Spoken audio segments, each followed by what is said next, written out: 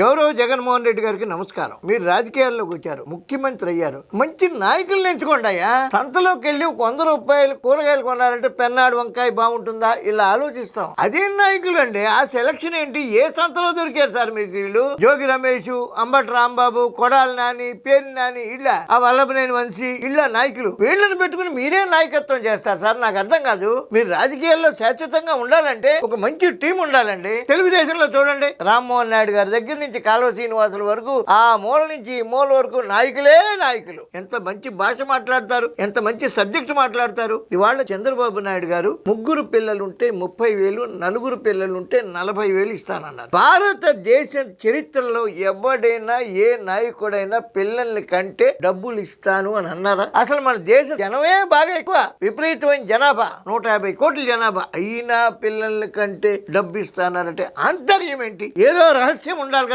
ఆ తెలివి మాట్లాడే వాళ్ళకి ఉండాలి కదా. Google centre, data centre, quantum valley, అద్భుతమైన ప్రపంచ స్థాయి రాజధాని అమరావతి. రాబోయే 2 దశాబ్దాల కాలంలో లక్షల కొలది ఉద్యోగాలు వస్తాయి ఆంధ్రప్రదేశ్ లో. ఆ ఉద్యోగాలు ఇతర రాష్ట్రాల వాళ్ళు తన్నుకుపోకుండా మన పిల్లలే బాగుపడతారు, మన పిల్లలే అభివృద్ధి, మన పిల్లలే మన సంపద, మన రాష్ట్ర సంపద. దేశానికి ఆంధ్రప్రదేశ్ ఆదర్శం కావాలి. ఇంత లాజికల్ థింకింగ్ ఉంది దాంట్లో. దాన్ని వక్రీకరించే పిచ్చి పిచ్చి నాయకులను పెట్టుకుని ఏమి రాజకీయం చేస్తారయ్యా మీరు? చంద్రబాబు నాయుడు గారి విజన్ ముందు మాట్లాడాలంటే దమ్ము కావాలి, ధైర్యం కావాలి, తెలివి కావాలి, నాలెడ్జ్ కావాలి. జై చంద్రబాబు నాయుడు గారు.